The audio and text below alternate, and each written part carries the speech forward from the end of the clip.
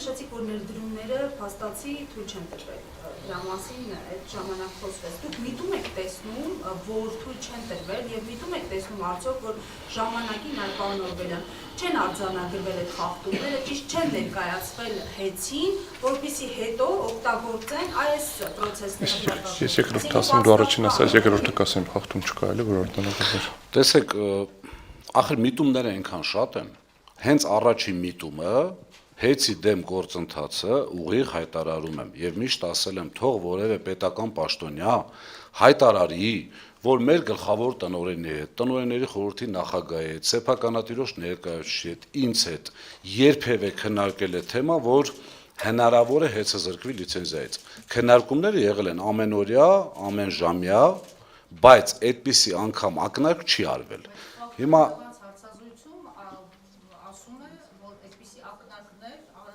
Ում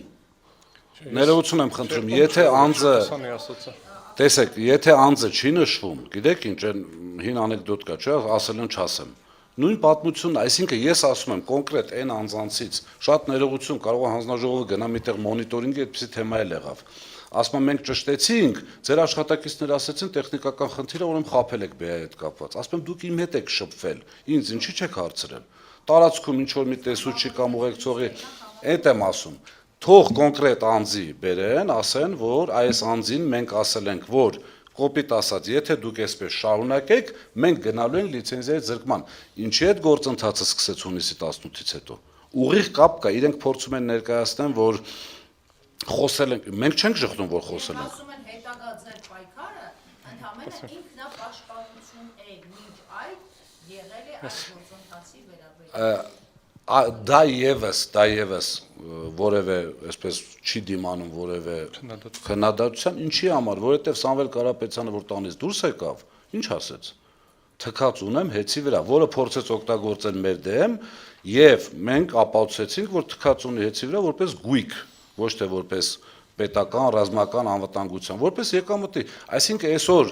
արդեն 1 միլիարդ հանոց, գիտեք, 1 միլիարդ ընկերության արժեք ունեցող ընկերության վրա թքած ունենալը արդեն ենթադրում է, որ այդ մարդը հաստատ դրա հետևից գնալու դեպքում չէր գնալու նստեր այդքան, չգիտեմ, կալանավայրում ունենալով բոլոր հնարավորությունները եւ միշտ ասել եմ, հիմա էլ կրկնում եմ, ընդամենը 1 սանտիմետր հետ քայլի դեպքում հավատացած եղեք, բոլորով ներողություն են խնդրելու եւ հեծը վերադարձնելու են։ Ես ներողություն եմ խնդրում շարունակեմ մի քիչ սրան,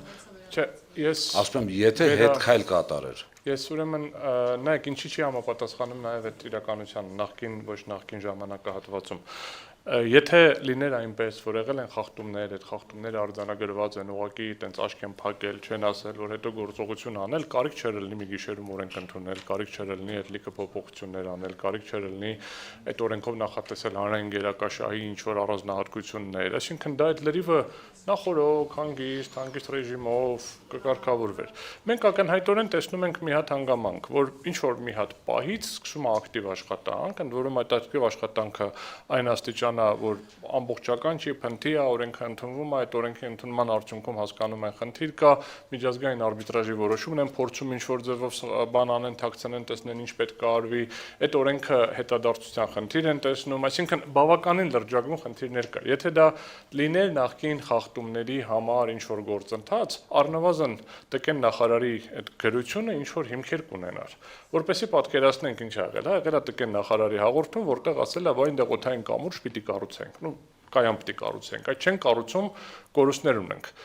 բեցը բարձրավոլտ էլեկտրական ցանցերը կորուստներ ունեն, գալիս են, հանձնաժողովը դա ընդհանրապես չի ուսումնասիրել, որտեղ հանձնաժողովի համար դա պարզ է, որ դա խնդիր չի, որովհետև այդտեղ մեղավորը հենց ՏԿ-ն է, որովհետև այդտեղ բազմաթիվ նամակագրություն կա, որը կա գործի նյութերում, որը վերջնական արդյունք չի եղել, որ ասում են Ժորժ ջան, այդ կառուցելու համար հանրային գերակաշահի կարիք կա, մասնավոր անձնցողեր կան այդ տարածքներում, որոշեք, որ հատվածով որոշումը անցկացրեք, մենք գանք վերցնենք իրականացնենք, գումարը տանք այդ մարդկանց փոխհատուցումը տանք, կառուցենք, որովհետև ուրիշի տարածքում բանակցություններով չեն կարողանում ձեռք բերել այդ հողերը, բայց դրա մասին գրության համար մեկ կետն է, ասես մեծ գրված է, նույն խնդիրը վերաբերվում է Երևան ջեկի հրդեհին, նույն այդ խնդիրը վերաբերվում է այլ պնդումներին, որոնք կային ՏԿ նախարարի գրության մեջ։ Եթե դա նախկին խնդիրներ եղած լինեին, սուս մնացած լինեին, հիմա հայտնվեին, այդպես չէր լինի։ Կլիներ սովորական ՀՑԿ-ի կողմից հարուցված վարույթ, որտեղ կարձանագրեին ինչ-որ խախտումներ, այդ վարույթի շրջանակներում էլ կասեն, դե գիտեք ինչ, մենք էլ որոշեցինք լիցենզիայի ձրկել։ Միակ խնդիրը, որ կարիք ունենային, այդ հանրային գերակաշահով այդ բաժնետոմսերը առնելու օրենքը կլներ։ Այստեղ ժամանակավոր կառավարիչ նշանակել, ժամանակավոր կառավարչին տալ լիազորություններ գործել տնօրենի անունից։ Զավեշտի է հասել, հիմա Սահմանադրական դատարանում բողոք ունենք, ուզում եմ պատկերացնեք ճակերտավոր տաղանդավորության աստիճանը։ Ուրեմն դիմում ենք դատարան բողոքարկելու այն որոշումը, որով նշանակվել է ժամանակավոր կառավարիչը։ Դատարանը ասում է, դե նայում եմ ռեգիստրում, դիմողը պետք է լինի ժամանակավոր կառավարիչը։ Ասում ենք, ու վերադարձնում է բողոքը։ Ասում է, դե չեք կարող քննեք, ստորագրողը պետք է լինի Ռոմանոս Պետրոսյան կամ իր լիազորագիր։ Վերաքննիչ բողոք ենք բերում։ Վերաքննիչ դատարանին ասում ենք, վերաքննիչ դատարան, մենք էլ հենց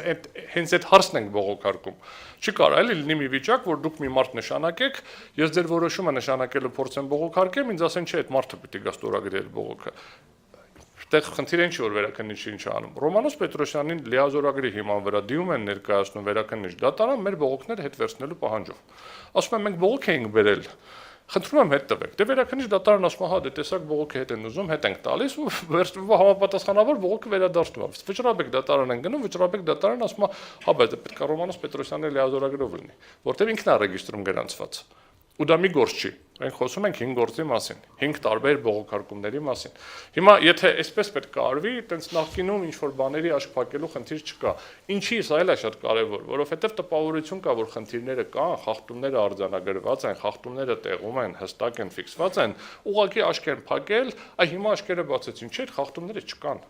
Այսինքն խոսքը չի գնում, որ առանձին տեսուչների կողմից հնարավոր չի որևէ խախտում անել։ Պարոն Ղազնյանն ներկայացրեց, որ հենց որոշ հայտնաբերած գործեր վերաբերվել են մայիսին, հայտնաբերվել են, պատժվել են, վերահաշվարկարվել է, սպառողին վերականգնվել է։ Մինչև վարույթ հարուցելը։ Իսկ սա մինչև այս ամբողջ գործընթացը։ Ու դա պարբերաբար բոլորի մոտ երբեմն լինում է։ Խնդիրը կայանում է նրանում, որ սրանք սպառոդիկ առանձին գործողություններ են եւ վերահսկողական գործիքների շրջանակներում են։ Սա չի կարող վերագրվել հեծին որպես հեծի կողմից լայնամասշտաբ խախտում։ Հետևաբար խնդիրը հենց դրա մեջ է, որ խախտումներ չկան։ Այսինքն այն խախտումները, որոնք արձանագրվել են, դատարանն էլ համաձայնվեց, որ չկան, որովհետեւ եթե ապացույցներ լինեին, ապացույցները կլինեին գործում։ Ուզում եմ ուշադրություն հրավիրեմ, 3 ամիս գործը քննվել է, դրանից հետո մի ամիս երկարացվել է։ Այս բացառիկ դեպք է։ Պատկերացրեք հարկային ստուգումանի, միջև ստուգում անելը տնօրենին փոխի իր ներկայացուցիչին նշանակի ձեր մոտ տնօրեն։ Հարկային եկել է ձեր մոտ ստուգում անելու, բայց ձեր տնօրենի փոխարեն հանդես է գալիս հարկայինի նշանակած տնօրենը։ Այս վիճակում այսպեսի ակտ է եղել, որը արդյունքում 4 կետը են հիմնական ծավալային ակտ դուրս է